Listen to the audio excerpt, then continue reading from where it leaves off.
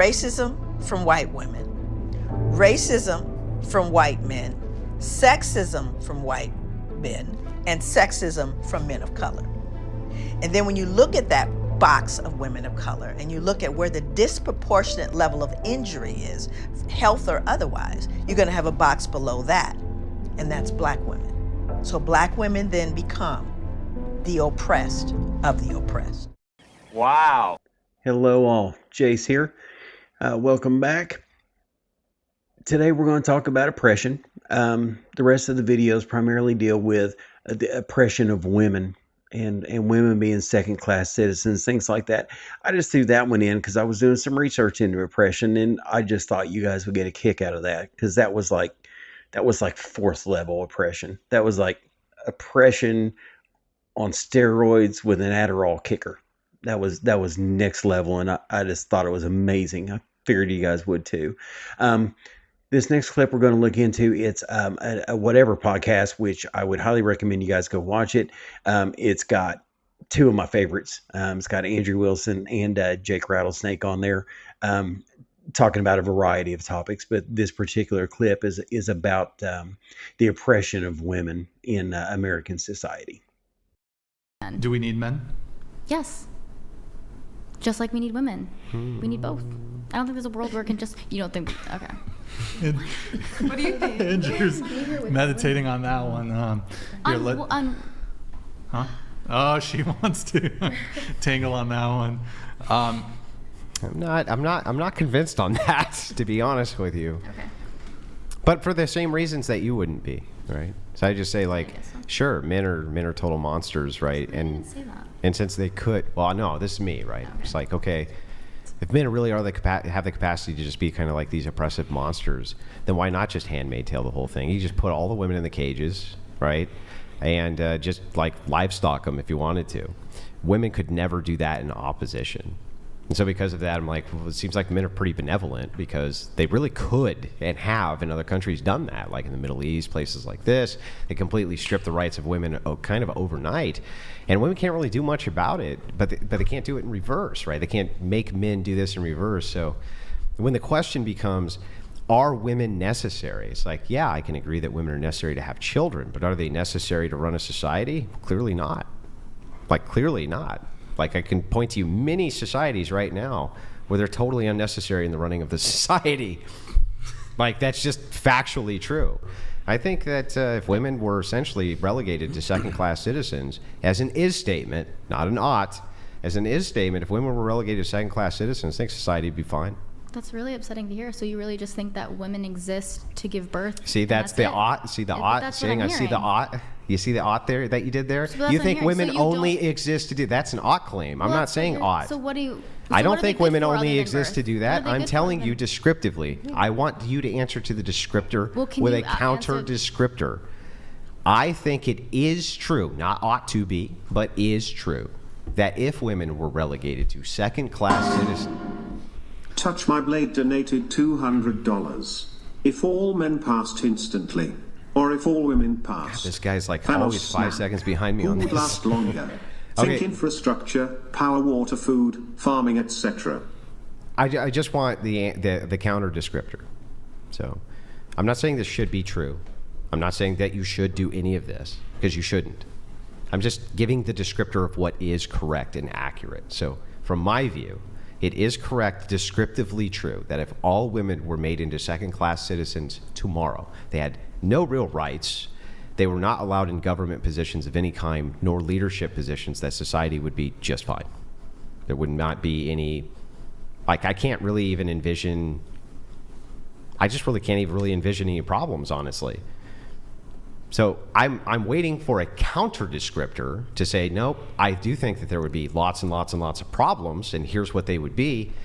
But I don't want to hear what we should do, because I already agree with you, we shouldn't do this. Well, not enough women have even been in government to prove that they have the capabilities to help run it.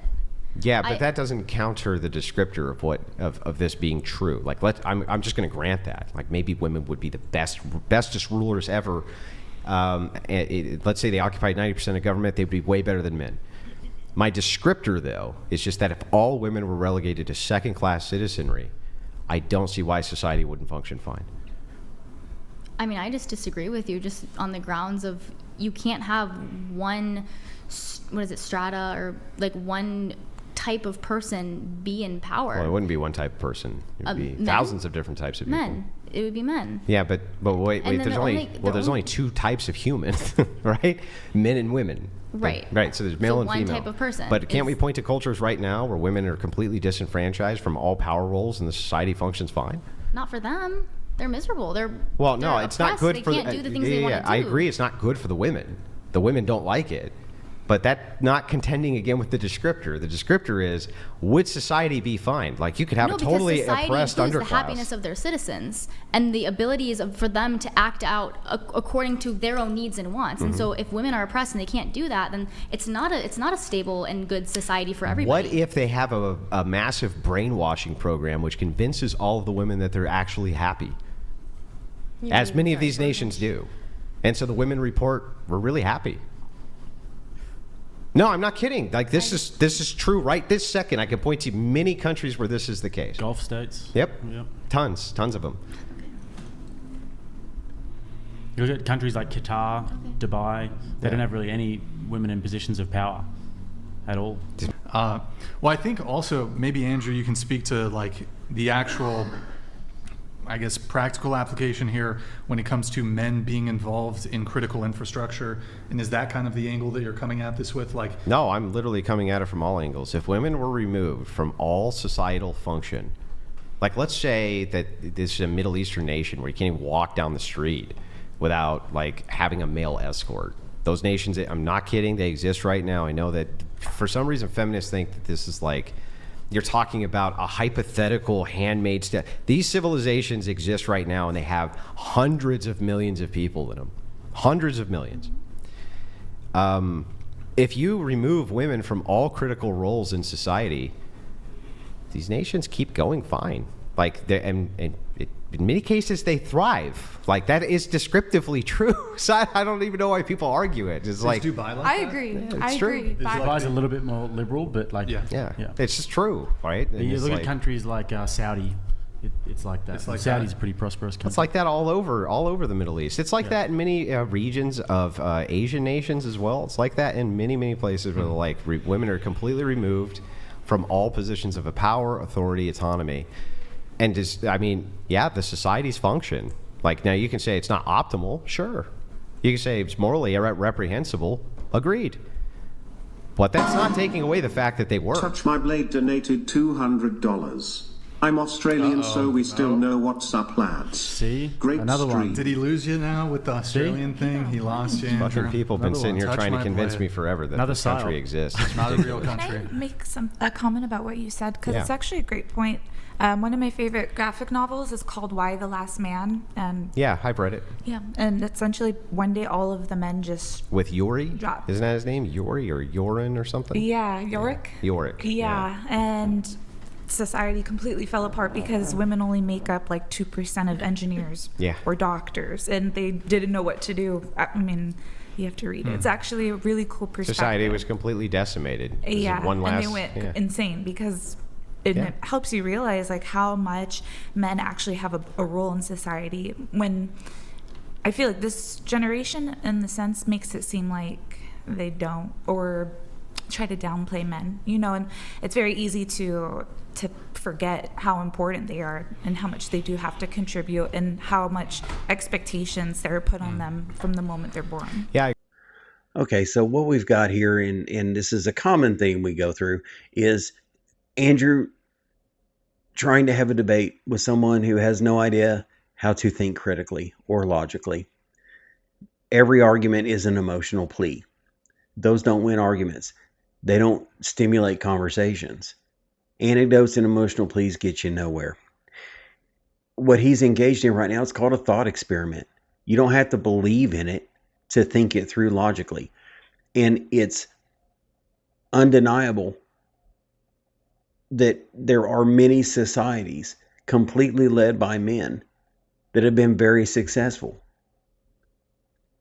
You can't make a valid argument. You can't give a valid example of a society completely led by women period, or one that's been successful. And you probably wouldn't be able to, even if that society somehow existed, because statistically, the majority, the larger percentage of women are not hardwired to lead. They think emotionally. Now you're going to have some leaders out there. There's no doubt about that. But they are wired to think more like the majority of men think. They think macro, not micro. When it comes to all this feminism and all this stuff, my brain goes straight to, we got to get rid of feminism because it's telling women not to have families, not to raise children, to be a girl boss and a CEO and all of those things, not to have children. And we are not meeting our replacement rate as a society, and our society will suffer. That's where my brain goes. Your average woman thinks in terms of their life. I'm not ready to have kids because of this. I don't want to start a family because of this. I don't want to get a husband because of this. They think micro. How does it impact them? Your average man thinks macro. How do we make society flourish? And the only way you do that is by having enough population to see it done, and then teaching them the things they need to do to be successful. That is the larger difference between men and women, and why most men are better suited to lead. Why are American men and women more miserable than they've ever been today?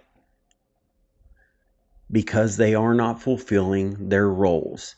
They are not fulfilling the roles that God wired them to best fulfill.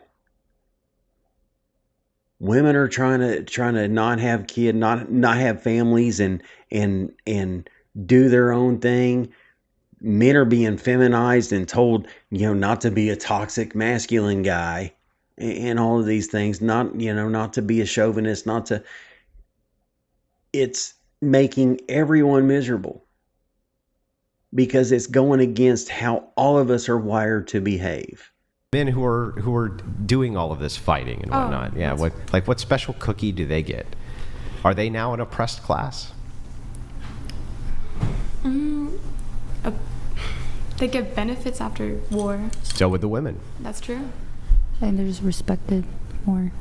Respected. So would the women. Exactly. So what special thing does this one intersectional group get that necessarily has all of its power stripped? What? Power. What they power? They are most of the people in government who make rules. Are and fighting laws. on the front lines of wars? Yeah, the men, yes. Yeah, that's okay. So wait. That's what they get. They get to control where this country goes. So just so I get this right, are you striving for a nation where women have at least 50% of the power to men? Yeah. Well, then that negates this entire argument, because you would still have this intersectional grievance here of men who are on the front lines battling. And we don't have any. Hang on. One argument at a time, right? You would still have this intersectional grievance of all of these men who only have the capacity to do this, where women do not have the capacity to do this. And even if we were to find all the ones that did, it would still mostly be men. You saying now we have a split power dynamic, there's a 50% women, 50% men in government. What's the special thing you're going to do to offset that for men? Why does there have to be a special thing after a grievance? Why does there have to be, I'm sorry, does there need to be affirmative action? Why do you get like a sticker for fighting? What is affirmative action? Isn't that to correct grievances in intersections that are oppressed historically?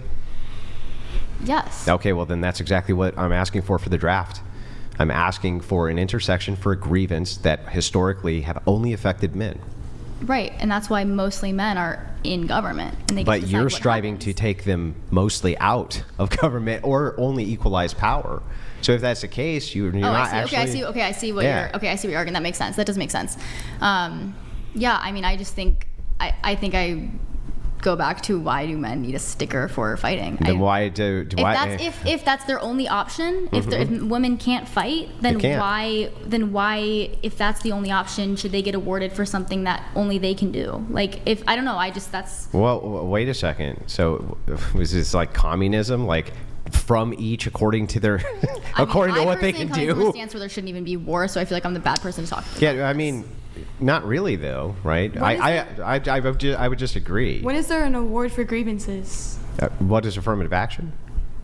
Define it. That would be giving special hiring treatment or things like this to people of color because they have historically been oppressed. Well, it's more Hang like on. it's more Isn't like that- balancing the playing grounds, because that's Well, then tell me how you balance the playing grounds. For now, we have this entire group of men, and they're the only ones who have the capacity to do the one thing we need more than anything else, which is national security, you're national saying defense. They should be mostly in government then. Well, I'm asking you how you make this offset for intersectionality. I don't know. I don't have a solution for that because Women don't ever think about the fact that there is a historic oppression towards men that only men have ever bore, right? Well, I'm asking you. I'm giving you your opportunity to tell me why that's not true, and you're just kind of like, well, it is true. I just don't give a fuck, right? It's like, it's true. I just don't care because they can. And so I'm like, but that goes against this entire idea of intersectionality. No, I just think, I'm coming from a place where I don't think war should even. Oh, okay. Well, hang on. But then I'm coming from a place where all of us should just be one race. And all of us should just be one sex. Yep. If all of us were just one race and one sex, we would never have any of these. And all of us should be the exact same strength, the exact same height, the exact same eye color, exact same everything. And then we just don't have to worry about Touch things. My Blade Aliens. donated $200. Does she understand what a draft is? Lukewarm IQ. No, she understands fine. She's contending with the idea, and I think that's fine. You can contend with the idea. It's not being disrespectful, not being disrespectful back. We're having a nice conversation. But I would genuinely enjoy kind of getting your perspective on that, right? I don't actually understand how this grievance from the intersectionality standpoint is actually ever addressed if you're striving to equalize the sexes when it comes to government. Every other grievance from every other group, which has been historically oppressed, including women as a monolith by your logic, still needs to be offset. But for some reason, men don't get those same benefits, and I don't actually understand why. Yeah, that's my question, right? It's like, why? Shouldn't they get some kind of like intersectional, I don't know, reward of some sort? Sure. I just can't give you an answer. I think that's something that's where we're at as a country. I think trying to figure out a balance of those intersectionalities. So I can't really give a solution for what the country should do to balance that out. Mm-hmm. But I agree that it should be balanced out somehow. Somehow. And I don't have an answer for you for that. Okay, so this whole argument, is about what special treatment should a subset of the population receive to make up for their particular grievances. They're talking about more, well, if men are the ones that are primarily going to war, then what special treatment, what reward should they receive for this particular grievance they have? Now, if it were me, and the young lady goes into, well, I don't think there should be war at all. Okay. I mean, that all she's doing is just furthering my argument that, a lot of women shouldn't lead because that's just juvenile thinking. And that's what I'm saying, is it all goes into pie in the sky, emotional ideas that have no basis in reality and are unattainable. Personally, if I were going to be having this debate with Andrew, I would say I don't categorize any of this as oppression. I put it under the umbrella of duty and responsibility. There is no such thing as balancing it out. At the end of the day, this is an equity argument, and equity arguments are doomed to fail. You are never going to have an equality of outcome under any metric for any subject ever. This idea of equity of outcome is just a myth.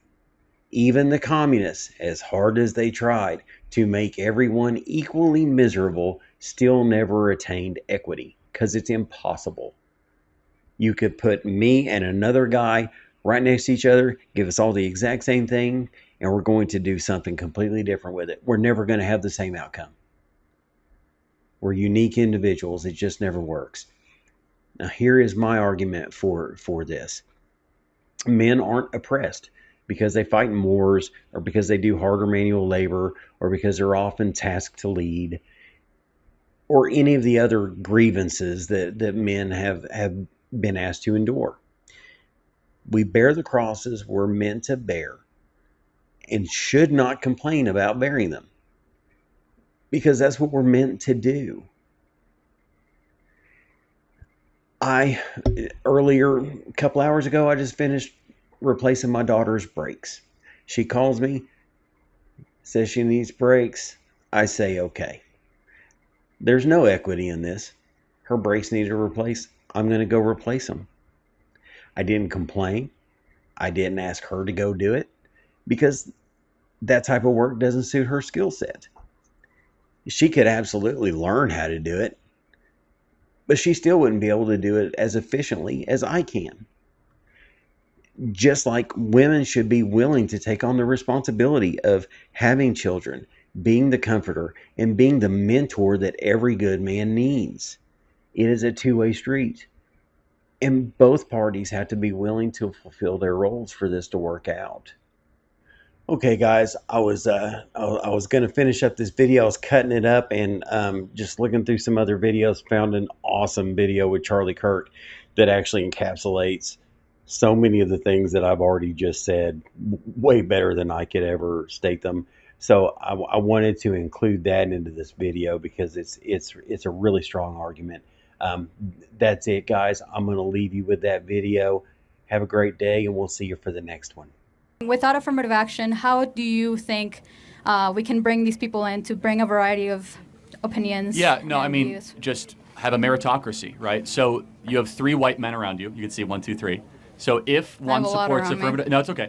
If one supports affirmative action, right, it would mean that you would be okay turning to those 3 men and saying, I deserve the position more than you based on something that doesn't matter more than something that does matter. I feel like that's one facet of it that we're not also paying attention to is that people that are graduating from the same schools. They're graduating with the same degrees. With lower test scores, though. Much lower. Every study of affirmative action, for example, the Harvard case showed that it was nearly 40% lower test scores for people of color versus their white male counterparts and Asian counterparts. And so how at can some point, is that like why would that happen? Do you think why? It's yeah? Why What causes that? Do you think it's just because people of color are more stupid? No, or, of course not. Right. I mean, people of color come from lower socioeconomic backgrounds that don't prioritize education as so much. how do we but fix that's those socioeconomic statuses? Right, that's an interesting point. Not should we try to penalize white males that are competent to go run our systems and our institutions.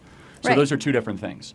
Right. So what we're doing is our institutions are now becoming less excellent. Our country is not working like it used to because we basically told people that are very qualified and very competent that, sorry, we're not going to put a position for you here. For example, the U.S. Secret Service. Let me just give you one example, okay? We can all agree that protecting a president, whether it's Donald Trump or Kamala Harris, is super important, right? But now the Secret Service has said that we want to have 30% of all our agents be women, which, by the way, they have lower fitness criteria.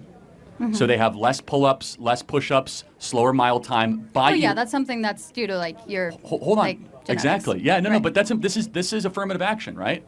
And so therefore, when there's fields I don't think that's a good. One second. I just don't think that's a good example because women will never be as strong as men, at least genetically. So that's an interesting question. So I think it should be something will women be ideologically based. Will women be as good at engineering as men, person for person? Not necessarily, but okay. Well, then, how is that different than the Secret Service example? Well, the problem is that because the male mind is wired differently than the female mind. By the way, men will never be as good. Hold on, I'll prove it to you. Men will never be as good at counseling or psychology sessions as women. Men will never be good at nursing or elementary school education as women.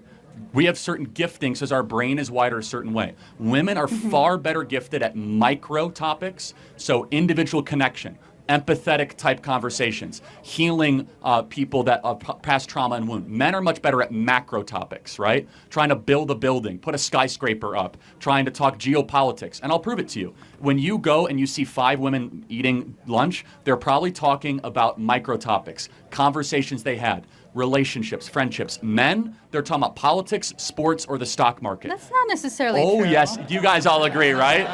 I mean, there's a reason. No, these are bimodal general truths, right? Of course, there's exceptions, but it's not a general truth, though. I feel like women have the capability of having political conversations. Of course they do, but it's not the general wiring or nature of women. It's not. There's no wiring for your brain to like Donald Trump. Like that's not a real thing. I feel like. But wait a second. But do you think that men and women are made different in our brains and our certain things, but not necessarily. It doesn't channel you to be a specific thing. Like what things?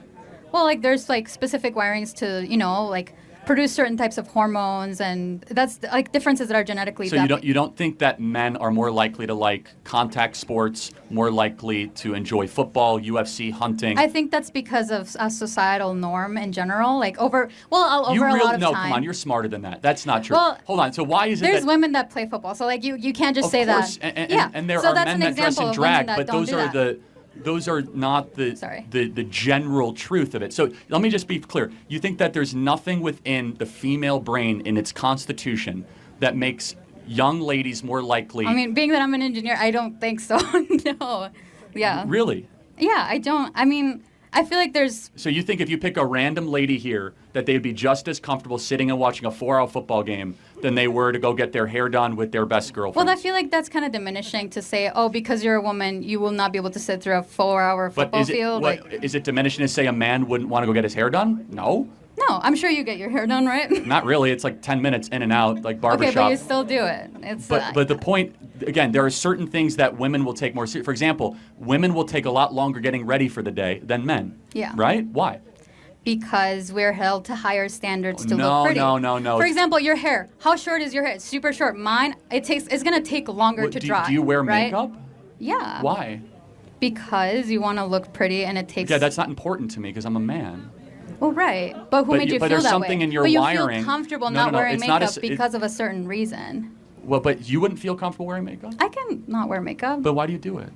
I mean, right now I'm not wearing anything really. No, I know, but that's the point, is that at some point you wear makeup because there's something within your wiring that says, I want to be presentable to the world, and that wiring honestly is, I want to find a mate to have children. I mean, this question was about affirmative action. I think we're getting No, it's not. It's actually really important because I don't think there's any differences between races, but I think that when it comes to affirmative action, we're saying that there are differences. Right. That we're trying to say that things that don't matter should matter. So I don't think race matters. Affirmative action says race does matter. What about women also in fields like that? Like what I explained earlier. I think that's even more dangerous, to be honest with you. If we're going to say that women should be Secret Service agents protecting Trump. Not Secret Service. I'm talking about medicine, engineering, that type of thing. Well, hold on. Okay, so should we try to have the same amount of female to male OBGYNs? I think it should be similar to the amount of OBGYNs, the general population. So hold on. 85% of all OBGYNs are female.